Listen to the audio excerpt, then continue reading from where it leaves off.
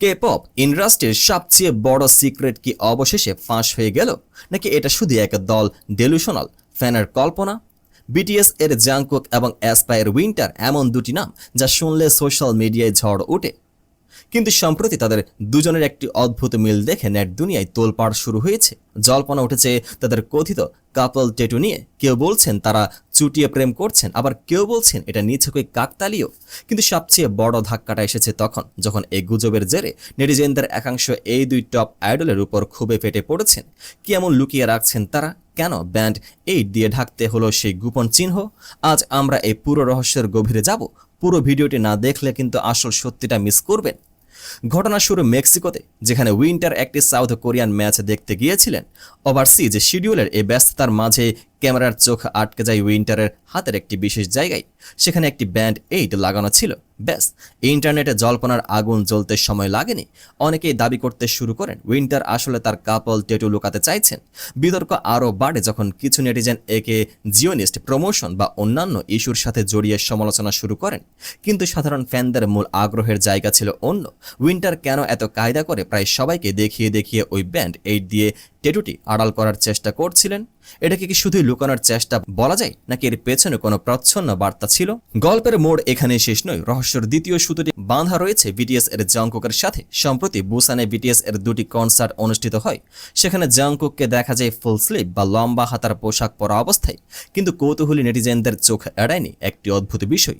একজন নেটিজেন ইন্টারনেটে কিছু ছবি শেয়ার করে দাবি করেন জাংকুক তার হাতের একটি নির্দিষ্ট ট্যাটু ট্যাপ দিয়ে ঢেকে রেখেছিলেন, যাতে পারফর্ম করার সময় স্লিভে সরে গেলেও সেটি দেখা না যায়। ঠিক এখানে নেটিজেনরা দুয়ে দুয়ে চার মেলাতে শুরু করেন। উইন্টারের ব্যান্ড এইড আর জাংকুকের ট্যাপ, এই দুই রহস্যময় আচরণ কি একসাথে গাথা? তারা কি একই কাপল ট্যাটু লুকানোর চেষ্টা করছেন? এই খবর ছড়িয়ে পড়ার পর কে পপ ফ্যানবেস দুটি ভাগে বিভক্ত হয়ে গেছে। একদল ফ্যান এই পুরো বিষয়টিকে সম্পূর্ণ ভিত্তিহীন এবং কাল্পনিক বলে উড়িয়ে দিয়েছেন। তাদের মতে আইডলদের ব্যক্তিগত জীবন নিয়ে এটা এক ধরনের নোংরা ট্রোলিং।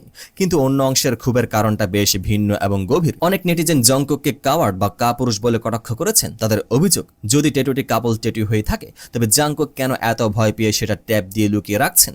অন্যদিকে উইন্টারের ওপেনলি ব্যান্ড এইড ব্যবহার করাটাকে অনেকে জাংকুকের এই লুকোচুরি চেয়ে বেশি সাহসী বলে মনে করছেন। আইডলরা কেন তাদের ফ্যানদের সাথে পুরোপুরি সৎ হতে পারছেন না? এই প্রশ্ন তুলতেই শুরু হয়েছে তুমুল ব্যাকল্যাশ বা সমালোচনা। কে পপ ইন্ডাস্ট্রিতে ডেটিং কালচার সবসময় একটি স্পর্শকাতর বিষয়। একটি ছোট ব্যান্ড এইড বা এক টুকরো ট্যাপ যে এত বড় বিতর্কের জন্ম দিতে পারে তা সত্যি ভাবা যায় না। জাংকুক বা উইন্টার কেউই অবশ্য এই গুজব নিয়ে অফিসিয়ালি কোনো মন্তব্য করেননি।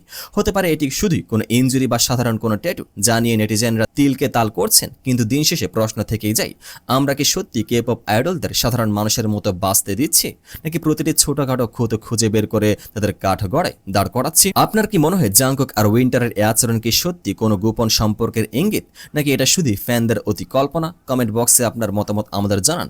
ভিডিওটি ভালো লাগলে লাইক এবং চ্যানেলটি সাবস্ক্রাইব করতে ভুলবেন না। দেখা হবে পরবর্তী ভিডিওতে। পেজটিকে ফলো করে পাশে থাকুন।